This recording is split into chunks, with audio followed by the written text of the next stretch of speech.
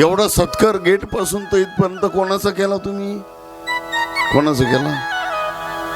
माझा सत्कार माझा नाही, तो सत्कार या गादीचा आहे, तो सत्कार या ग्रंथाचा आहे. इथून पुढे ध्यानात ठेवा. वाटलं तर एक छोटासा प्रसंग सांगतो. असंच कथा आटोपली, गावकऱ्यांनी थोडं मनावर घेतलं मंदिर बांधायचं.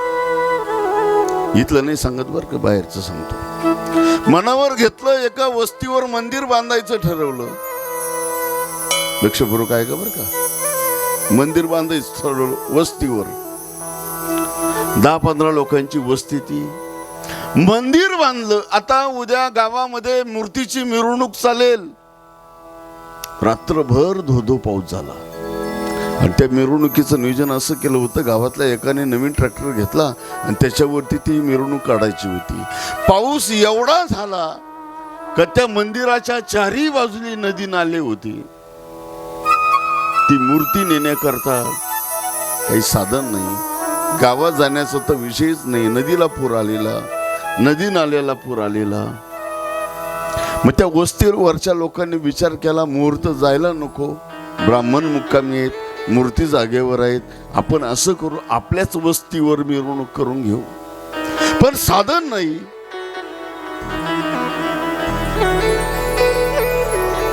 मग काय केलं? काहीच पर्याय नाही. ती मूर्ती माणसाच्या डोक्यावर शक्य नाही. मग त्याच वस्तीवर एक कुंभार बाबा होता आणि त्या कुंभार बाबाकडे गाढव होत.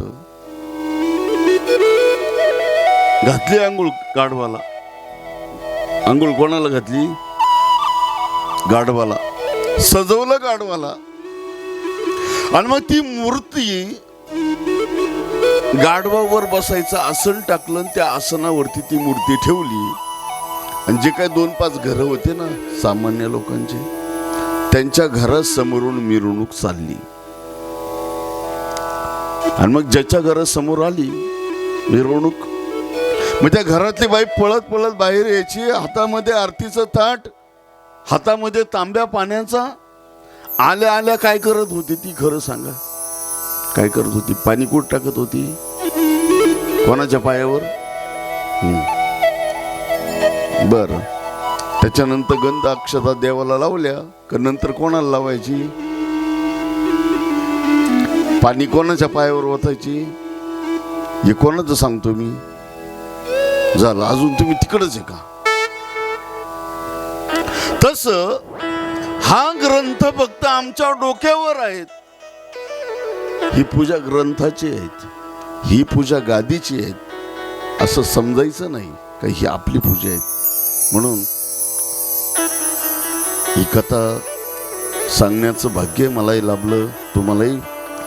कोणाचं पुण्य उदयाला आलं असेल, ग्रामस्थांचं, कार्यकर्त्यांचं, का त्यांच्या मनामध्ये भगवान शंकराची कथा यावी, आपल्या गावाला, परिसरातील भाविकांना ही कथा ऐकायला मिळावी, त्यांच्या निमित्ताने सर्व गावाचं पुण्य उदयाला आलं. आणि त्या निमित्ताने मला तर वाटतं कदाचित भगवान पिंपळेश्वरांनीच प्रेरणा दिली, कथा करा. आणि माझ्याकडे पण पा कवर मला पत्रात ठेवता.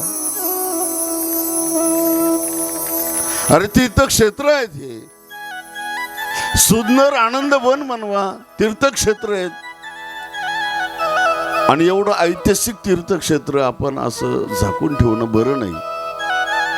म्हणून या तीर्थक्षेत्राला थोडा उजाळा द्या, असा भाव या ठिकाणी व्यक्त करतो आणि आपल्या मूळ कथेला प्रारंभ करतोय. फक्त आता ही मूळ कथा ऐकत असताना एकदा प्रेमपूर्वक भगवान शंकराचं भजन करायचं. आणि आता या 2च कथा मी आज सांगणार आहे आणि या 2 कथा प्रेमपूर्वक, श्रद्धापूर्वक ऐका. तेरे डमरू